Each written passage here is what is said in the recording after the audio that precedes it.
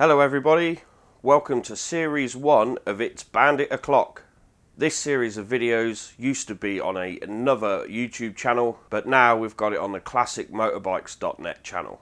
If you're new here, welcome, hope you enjoy the videos, and if you've watched any of our other series of videos, welcome as well. I hope you enjoy seeing the first series. We filmed this quite a while ago and it was our first go at making a series of videos, so the quality of the video might not be there, but I hope you enjoy it anyway. This is the journey of buying my current Bandit 1200. Don't forget to leave us a comment and tell us what you think about the videos and how you think we did. If you could give us a subscribe and hit the bell icon, you'll get a notification every time we do an upload. Finally, I'd just like to thank some of the sponsors that helped us with series 1. The guys at Moto, Max Torque cans for the exhaust system, ABBA for the skylift, Suzuki Vintage Parts for some of the genuine parts on the bike, Mad for Bikes for our consumables, Wheels Motorcycles in Peterborough for some other parts as well, and Ven Hill for the brake lines. Series 1 of It's Bandit O'Clock will be uploaded on Wednesday evenings at 9 PM. So, let's watch the video. Hello everybody. Welcome to part 12 of the Suzuki Bandit project.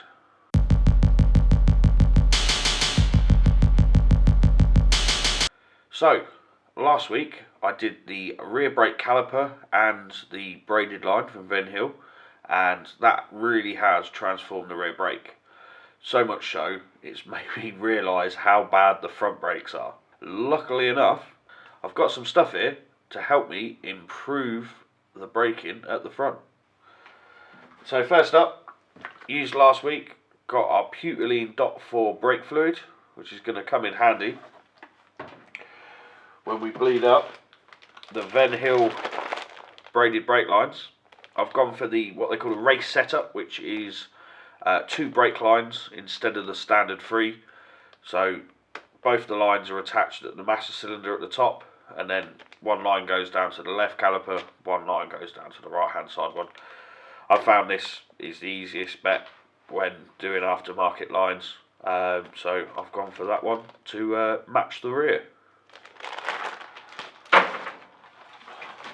Next up, I have some brand new brake discs. The ones that are on there, I'm not sure who they're made by, but I'm not a huge fan of them. I don't think they work very well, and I think the bobbins are starting to wear and rattle and stuff as well. But I've got some genuine discs from Suzuki. They're actually quite reasonably priced compared to some of the aftermarket ones, and out of all the different brake discs I've used over the years, I don't think you can beat the genuine ones, to be honest with you. So I have a pair of discs. I was waiting for the right hand side one for a little while on back order, but it's finally here, so we can do this. And the final piece of the puzzle to do with the brakes are brake pads, and to go with the genuine discs, I've actually got genuine Suzuki brake pads, which I didn't realise they actually made. I was just shocked, like I didn't realise they made them. So there we go, going to try some genuine Suzuki brake pads, which is a first for me. So something that's happened on the bike that I haven't actually documented and filmed, I actually purchased a second-hand pair of wheels. I paid £70 for them, for front and rear, and they came with some tyres. Now normally I wouldn't bother with second-hand tyres I've bought on rims, I'd normally change them, but I knew the guy that had these wheels and tyres, and they'd only done a couple of 100 miles, so I'm more than happy to use these ones. So I fitted those during the week because my old ones were getting awfully bold. And I've got some Michelin Pilot Sports, but because I missed the current affairs, I'm not actually sure which model they are. I think they're the Pilot Sport 3s, but it's been quite nice to have a tyre that has a round profile. The old ones had squared off a little bit, so it handles really nice now on some nice round tyres. I fitted those during the week just in a rush because I wanted to go out to a bike night, so I'll show you the rear. But yeah, so I'm happy with that. Now it's time to start on the front brakes.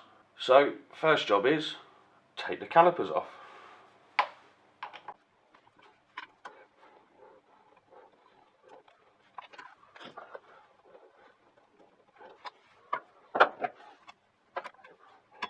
Okay, so both calipers are off now. Time to remove the wheel.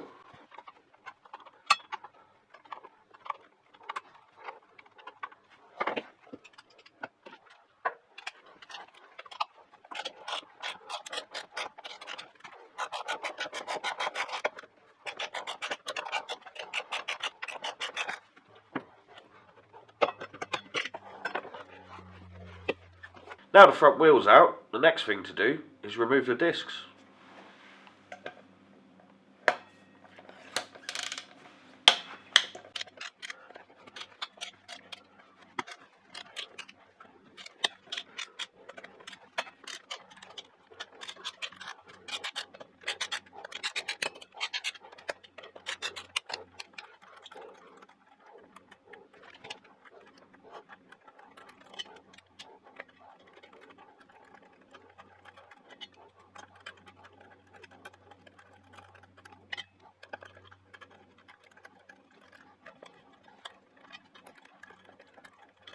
Now this disc is off, I need to take the other side off.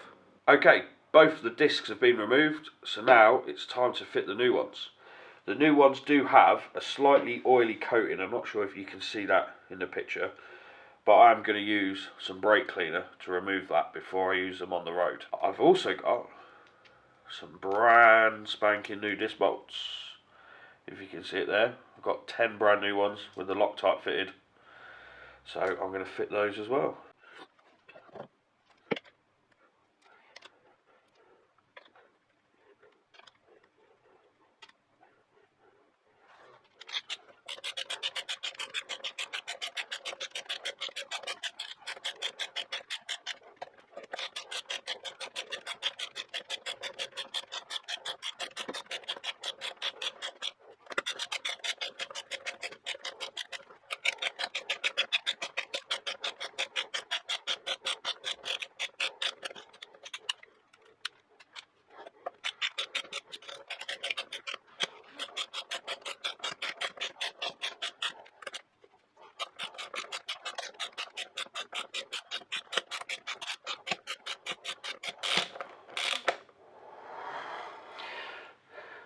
Okay, I fitted this disc. I'm going to fit the other side, get the torque wrench out, torque all the bolts up to their settings, and then I'm going to fit the wheel and move on to the brake calipers.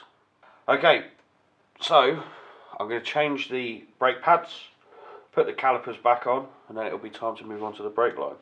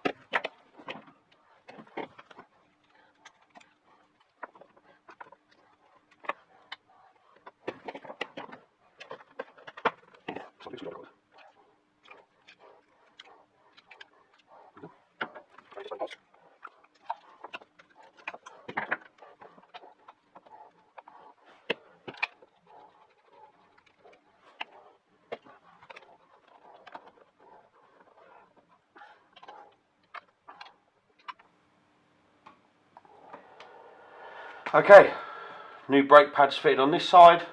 I'll fit the other side and then we'll move on to the brake lines. Brake pads are fitted. My new Venhill carbon looking lines are fitted. They're stainless braid with a sort of see-through dark cover on, so I think they look quite cool. They're all fitted. I've got to tie them away in bits and bobs, but now is the fun bit of bleeding the brakes. I use a back bleeding method.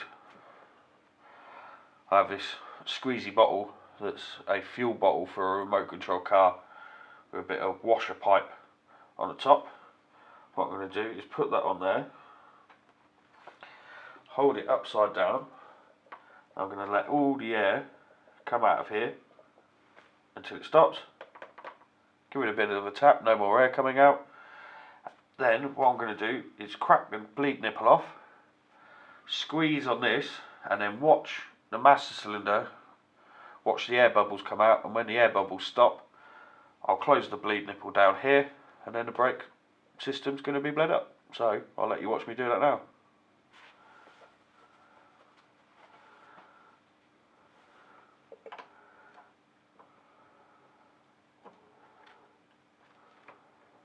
Okay, so now we're going to watch all the air bubbles come up through the line.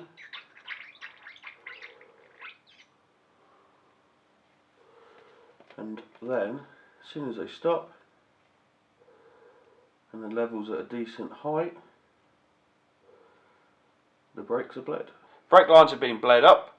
All I need to do now is pump the brake lever to push the pistons back out with the new pads on the new discs, and then we should have a good firm lever and the brakes should be bled up. So I'll give that a try now.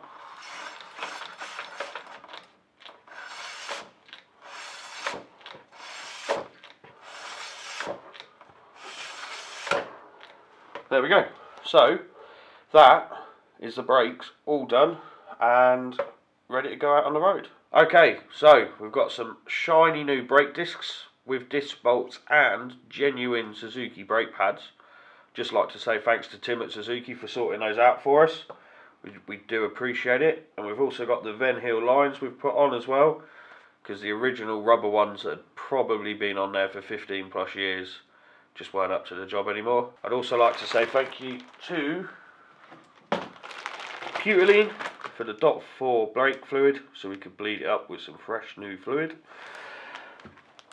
I'm going to call it a day for part 12 of the Suzuki Bandit project, but while I got my bleeding kit out, I'm going to fit the braided clutch line off camera, just because you don't need to see me do that again, but I'm going to fit that now. So yeah, that's it for this week. Until then, we'll see you later.